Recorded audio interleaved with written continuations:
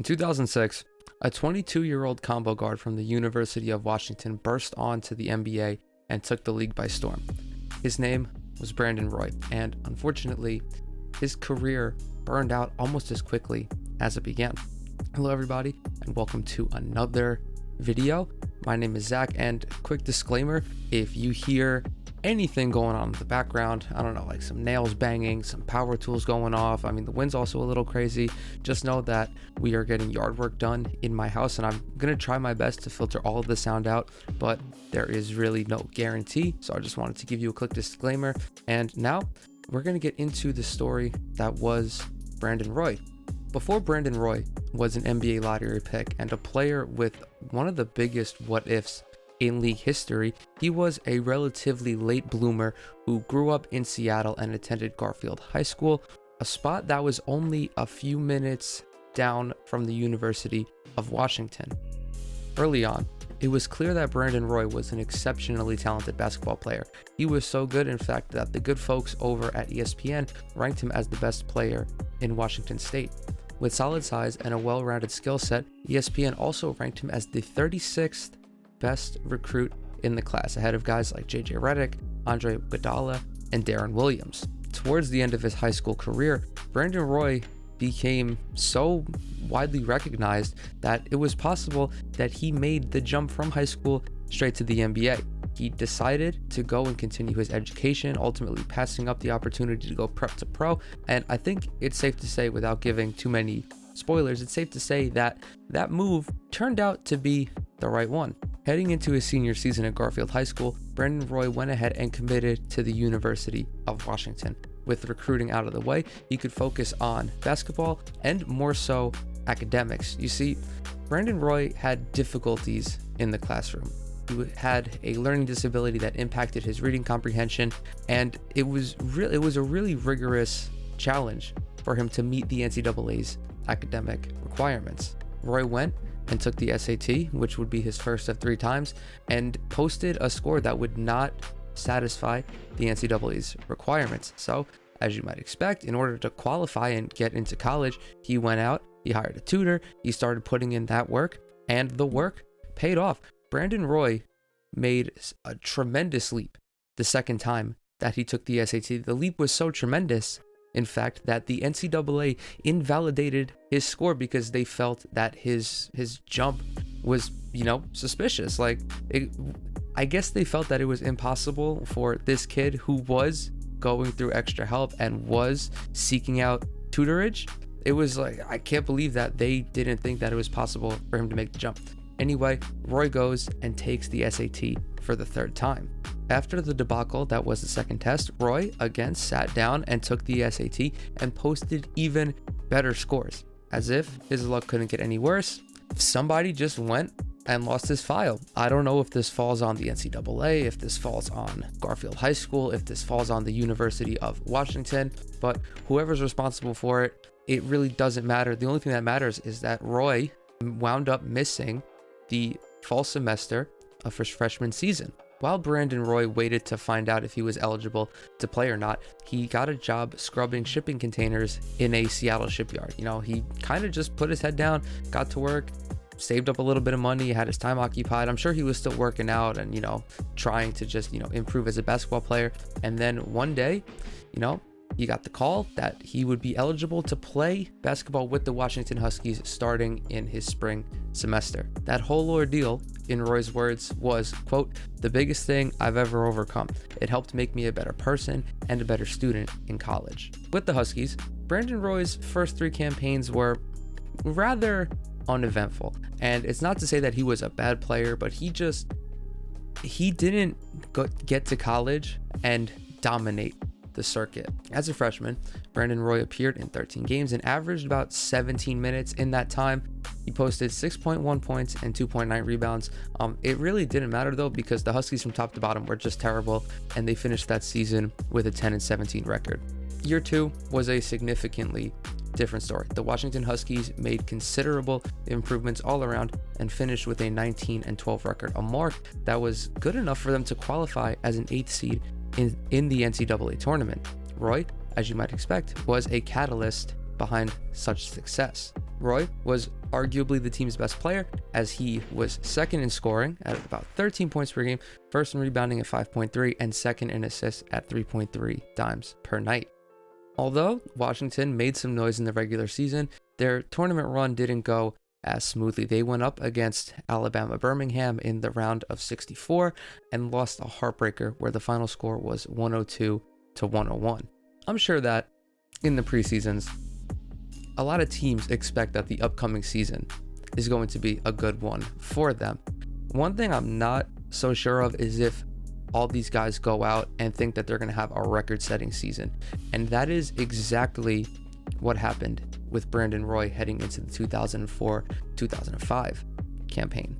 That year, the Washington Huskies went out and finished with a still standing school record of 29 wins. They also finished 8th overall in the final AP poll, and that is still considered by many college hoops experts one of the best teams of all time, and by far the best team that the University of Washington has ever trotted out. Nate Robinson and Trey Simmons were huge in that season. I believe they combined for about 32.5 points between the two of them.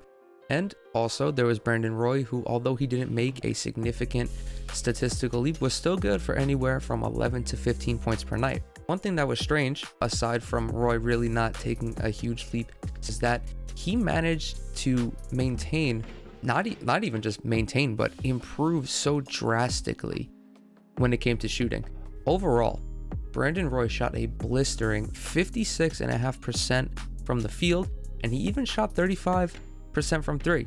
Although Roy's scoring numbers, the points per game average, the totals, they weren't too striking, just by watching him, it was clear that he had all of the tools to be an elite scorer. Whether that would happen the year after or after he went to the NBA, it was almost destiny, it seemed like. Of course, when you have a player with such skill set, a lot of the times, all they need is a little bit extra room to work.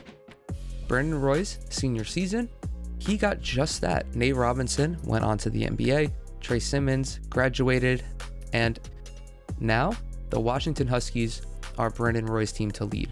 He powered the Huskies to another pretty solid season. They finished with a 26-7 record, and he individually had the best season of his collegiate career. It was a marvelous season, just to put it mildly. He went on and finished top 10 in every major stat category in the Pac-10: points, rebounds, assists, blocks, and steals. Overall, he averaged 20.2 points, 5.6 rebounds, 4.1 assists. He also sprinkled in 1.4 steals and almost a block a game. He was at about 0.8. He still maintained incredible shooting percentages, especially for a volume scorer. He made 50.8% of his shots overall, 40.2% of his threes, and 81% of his free throws. That eruption from Brandon Roy turned Washington into the 4th best offense in the country, and they qualified for the NCAA tournament as a 5th seed. They had a first round meeting against Utah State, and they, kind of passed through rather easily. Brandon Roy dropped in 28, and they cruised to the round of 32. There, the Huskies eked out a much more competitive victory over the University of Illinois, with the final score being 67-64, and Roy led all scorers with 21 points. Brandon Roy's tremendous senior season came to an end a little early in the Sweet 16, more specifically when Washington fell 98-92 to a loaded UConn Huskies team. Roy played his heart out and finished with 20 points, albeit on a less than desirable 7 of 18 shooting. As you might expect, Roy earned a decent amount of hardware at the end of this campaign. Not only was he the Pac-10's Player of the Year, he was also a consensus first-team All-American, on top of landing on the All-Pac-10 team as well. Additionally, he finished as a finalist for almost every major Player of the Year award and also the Point Guard of the Year award. With his collegiate career over, Brandon Roy set his sights on the NBA and declared for the NBA draft as a member of the 2006 class. Retrospectively, it's one of the weaker ones in NBA history, with 2 of the first 3 picks being Andrea Bargnani and Adam Morrison, 2 guys who have since gone on to become 2 of the biggest memes in NBA history. With that said though, that class was not without some hidden gems. You had guys like LaMarcus Aldridge, JJ Redick, Rudy Gay, Rajon Rondo, Kyle Lowry, and of course, Brandon Roy. One could argue and I'm sure that some did, that Brandon Roy made a case to be the first guy off the board that evening. With outstanding size and above average athleticism, he had 2 invaluable skills for a combo guard. Additionally, there was his prowess as a 3-level scorer and somebody who could facilitate the ball very well for both others and for himself. He handled the rock with jaw-dropping slickness and was incredibly smart with the basketball. He was a very smart passer, a very cerebral playmaker, and, just having a ball handler who knows when and where to deliver a pass and to know what pass is a good pass as opposed to a bad pass. That is a trait that, all of the great players have and that they utilize almost every time they touch the ball. And Brandon Roy had that gift. The only real downside that many scouts saw was his defense. And albeit he wasn't the strongest defender, he wasn't like super quick, he really wasn't too engaged at that end. But we see this oftentimes with superstars and star players, that a lot of them suffer defensively because they have to bear these enormous loads on offense, right? Not everybody can be a Kawhi Leonard or a Giannis. More often than not, they're going to be like James Harden, Kyrie Irving, LeBron James, guys who can give good defensive effort at certain spots, right? So I'm not saying that is, an illegitimate downside, but with a player like Brandon Roy, with that being his only downside, it was almost clear that he belonged in the top 5, top 3, even top 1 potentially. In short, Brandon Roy was the total package on offense and the ideal foundational building block for any team, for really virtually any team. And that's why the Minnesota Timberwolves picked him 6th overall. Just kidding. They did in fact draft Brandon Roy, but they sent him to the Portland Trail Blazers for Randy Foye.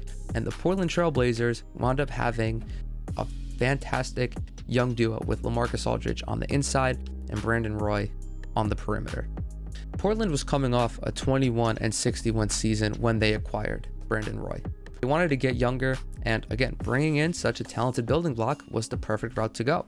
He went and made his debut on November 11th against his hometown team, the Seattle Supersonics, and Portland pulled out a narrow victory in which Brandon Roy scored 20 points against his hometown team.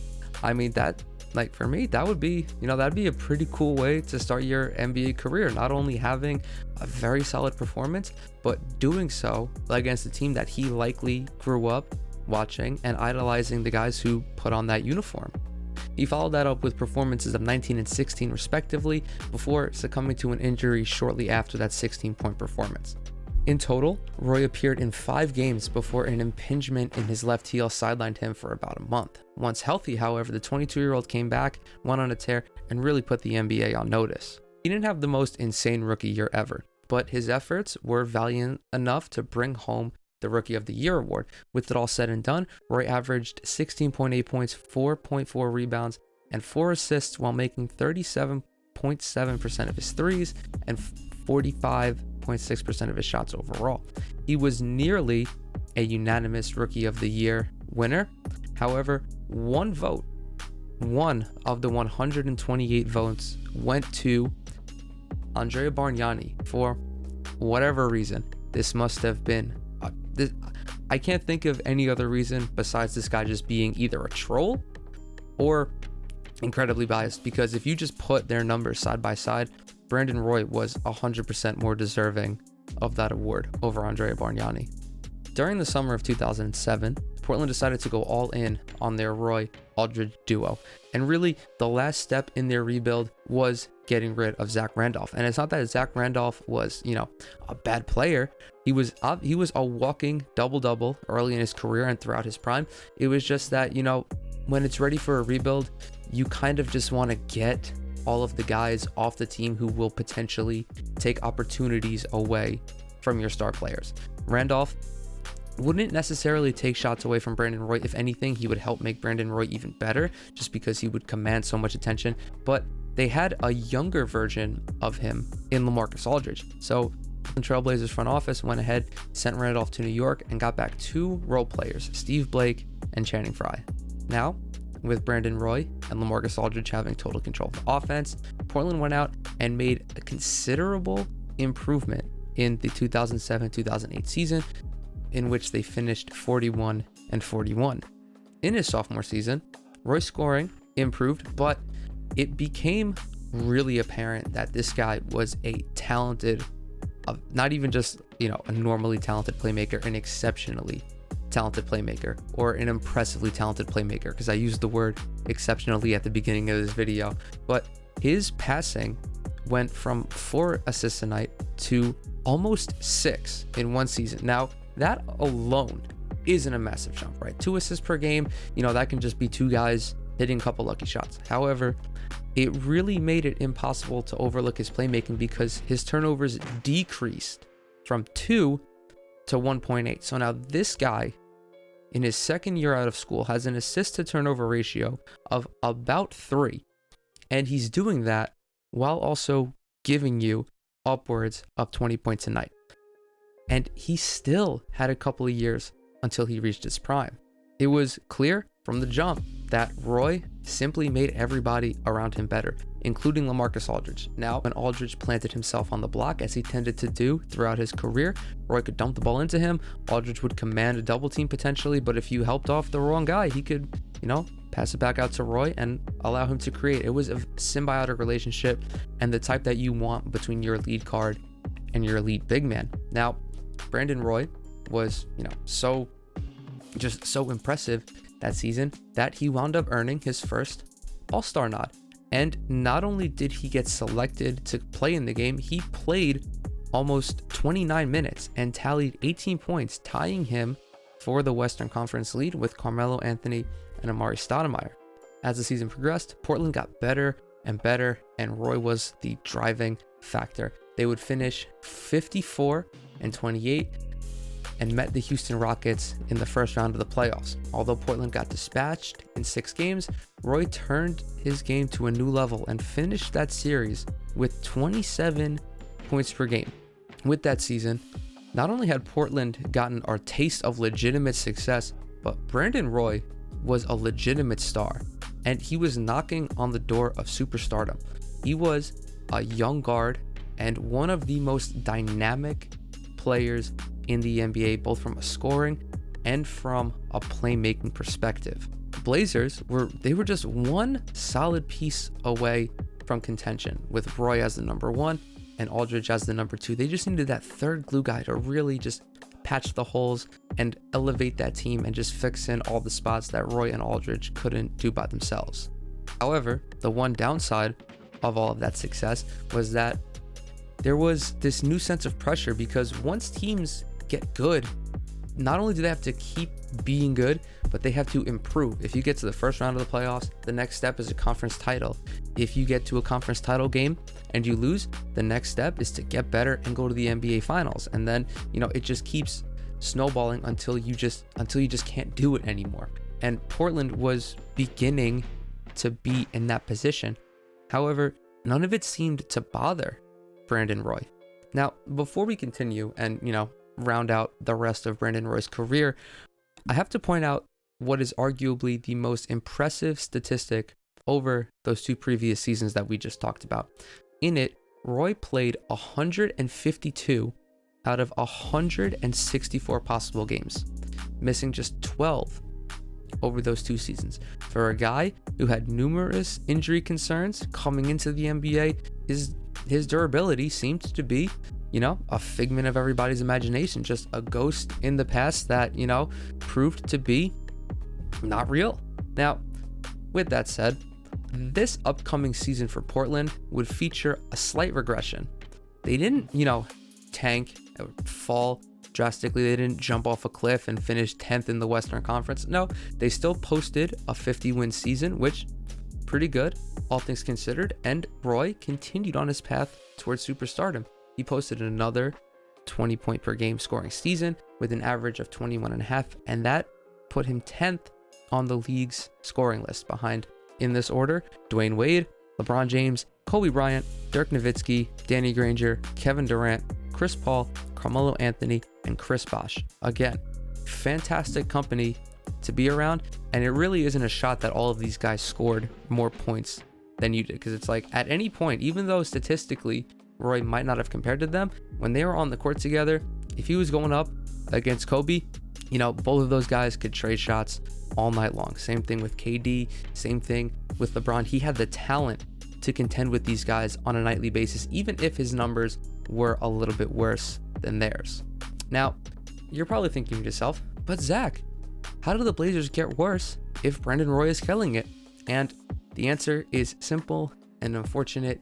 He began dealing with more injuries, and it really just sucks, because this was the beginning of the end, to put it, just to put it mildly. So in total, Brandon Roy dealt with 3 different issues that season, one of which was a hamstring, and then 2 of which were knee issues. One was a bone bruise, and the other was a slightly torn meniscus. Now, all of this would go on to be fixed, but Brandon Roy missed the majority of his games later in the season. He wound up suiting up for just 65 games.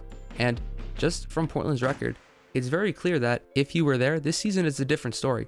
They went 8-9 in the 17 games that he missed. Had he been healthy, that 8-9 record probably turns into like 14-3, maybe 13-4. I mean, they're easily winning 10 of those games and potentially finishing with 54, 55, 56 wins. But unfortunately, it just doesn't pan out like that. And what's probably worst about this is that Brandon Roy came back, and I don't recall watching this season. I don't recall seeing him play, but just from looking at the box score, this guy returns for the postseason. He missed the first 3 games against the Phoenix Suns, mind you. He comes back and just puts up 29 points against 3 games. I don't know if he were healthy, and I just don't know if him coming back created this snowball effect where he was just never really able to get healthy again. Still, with all that said, Brandon Roy still qualified for an All-NBA slot, and he landed on the All-NBA 3rd team, which marked his 2nd straight selection. From this point on, as I alluded to before, it really was the beginning of the end, and everything that we're going to talk about from this point on, it's just so much more depressing. So the following season, the 2010-2011 season, Roy goes out and plays just 47 games. And this time around, he underwent arthroscopic surgery on not just one of his knees, but both of his knees. And with that, his ability to dominate on the basketball court, it went fairy dust, gone. It's not happening anymore. He averaged just 8 points and shot 40% from the field overall in 24 games after returning.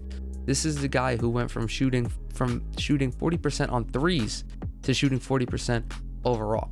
As a result, Portland relegated him to the bench, and I don't know if Brandon Roy knew at the time, but his career was effectively over. Or maybe he did know. You see, after all of this, Brandon Roy had no cartilage in either of his knees, and as you might expect, that greatly impacted his athleticism and his durability. There's a whole bunch of science that goes into it, but your muscles, your tendons, your ligaments, your joints, they all need each other to keep you healthy. And if you don't have one of those, I know I'm not a doctor, but I would imagine that not having one of those parts makes everything significantly worse. Not only that, I know that there's compensation that happens with other parts of your body, like if you have an ankle injury that isn't healed properly, your knee starts taking on an extra load that it can't bear, your hips start taking on extra loads that you can't bear. It really is just a culmination of everything. And it was all taken away from us by these injuries.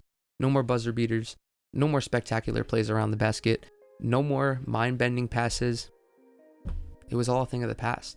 Roy went ahead and formally announced his retirement in December of 2011.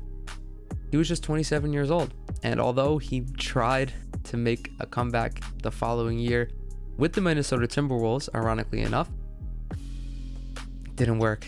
It lasted 5 games, and then Roy called it quits. He did say, though, that at least he went out knowing that he was unable to come back. So it kind of gave him a little bit of closure to come back with the Timberwolves, and that's something that I really respect. Brandon Roy comes out, makes a statement announcing his retirement, saying, quote, "This is a very difficult and painful day.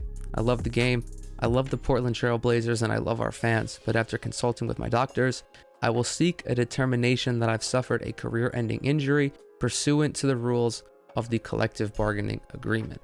Now, from what Brandon Roy showed us on the basketball court, projecting and speculating the rest of his career is, I don't want to say it's easy, but we have a pretty decent idea of what he might have turned into. So he's one of just 14 players in league history who went out and averaged 20 points, 5 assists, and 4 rebounds over their first 4 seasons. Some of the other names on that list include Dwayne Wade, LeBron James, Michael Jordan, Oscar Robertson, and Jerry West. For what it's worth, 9 of those 14 guys are in the Hall of Fame. 2 of the others are LeBron James and Dwayne Wade, 2 future Hall of Famers. And then the final 2 that aren't Brandon Roy are Steve Francis and Luka Doncic. Steve Francis had a fantastic NBA career, and Luka Doncic he's special. He's a superstar in the making. If all goes well, we're probably looking at a 3rd future Hall of Famer. Now, this doesn't guarantee that Brandon Roy would have continued on this Hall of Fame trajectory, but he was already doing it, and he was doing it with relative ease and relatively consistently. So it's just something to consider. Roy, he had a knack for putting the ball in the basket. He was such a gifted scorer that it didn't matter the time, the place, the situation, the defensive scheme. It didn't matter who was in the stands. If somebody was shit talking him, this guy was just going to go and put the ball in the basket, and he was going to do that 10, 11, 12, 13 different times every night. In his prime, it's entirely plausible that he would become like a legitimate 25, 5, and 5 guy, because he had the size, as we already spoke about. He had decent enough athleticism, and he was just remarkably skilled in so many different areas. And especially with guys that are older, like Brandon Roy came into the league, he was 22, so he was kind of old already, at least as far as draft guys are concerned. But like when you're 30, 31, 32, your skill means more to you than anything else, because you can't really, dominate athletically like you did when you were 20, 21, 22. And Roy had that skill set already. It's not something that he would have had to learn later on. It's just another thing to think about when speculating this guy's greatness. Now, something that lends credibility to this speculation is the expertise of the one and the only, the late great Kobe Bryant. Back in 2010, Kobe offered heavy praise for Brandon Roy when he was asked who the toughest player in the Western Conference was to guard. He said, quote, "Brandon Roy, 365 days, 7 days a week. He has no weaknesses in his game." Again, it's just another thing to consider. Again, I just want to reiterate that this isn't a certainty. It's not, I'm not saying that this is how his career would have gone. I'm just saying that with the trajectory after what he showed us for his first couple of years in the league, it would have taken something catastrophic like these injuries to keep him from reaching a potential Hall of Fame level. Just talking about him, potentially putting up 25, 5, and 5.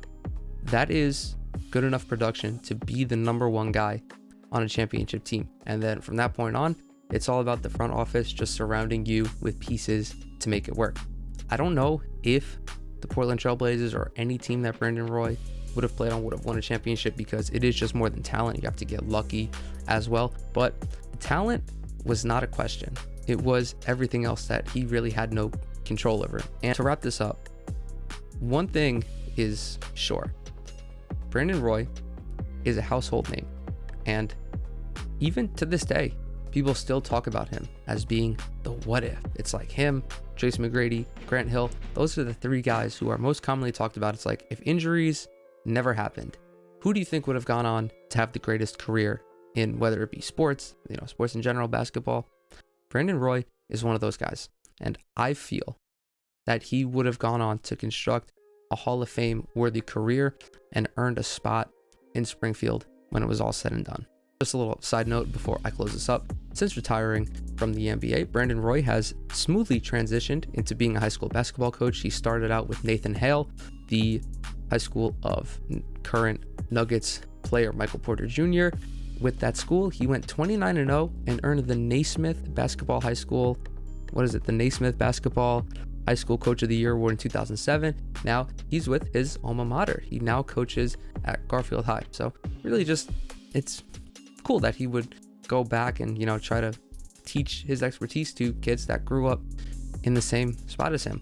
I want to thank you guys so much for tuning into this video. If you're listening to this in podcast form, thank you so much for coming to hang out. Anything that I'm associated with, all of the ways to support me are in the description box below. Really appreciate you leaving a like on this video, you subscribing. Go follow my podcast. It's on pretty much every platform. Again, everything is going to be down in the description below. I want to thank you guys for hanging out, and I'll catch you in the next one.